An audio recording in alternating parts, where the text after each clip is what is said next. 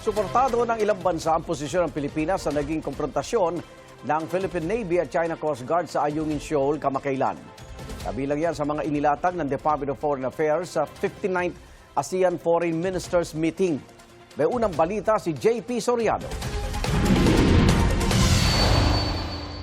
Hawak kamay ang mga ministro ng Association of Southeast Asian Nations para sa tradisyonal na family photo ng opening ceremony ng 59th ASEAN Foreign Ministers Meeting para sa ASEAN 2026. Matapos ang Foreign Ministers Meeting, inisa-isa ni Foreign Affairs Secretary Teresa Lazaro ang mga napag-usapan at inisyal na napagkasunduan ng mga ministro kaugnay sa iba't ibang issue sa rehiyon. Pati na ang paglalabas ng pahayag ng ASEAN kaugnay sa panibagong gulo sa pagitan ng Amerika at Iran.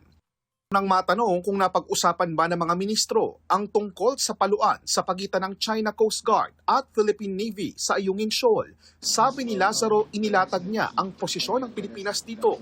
Pero wala pa raw tugon ang mga ministro ng ASEAN. I was the one who presented it as part of the discussion because everybody has read it.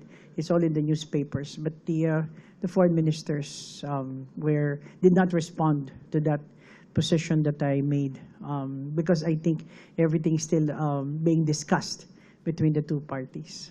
Gayunman, ang pinagtuunan ng pansin ng mga ministro ng ASEAN ang pagbuo ng Code of Conduct on the South China Sea o yung COC. Almost all have really focused themselves on the development that is happening on the Code of Conduct between ASEAN and China on the South China Sea.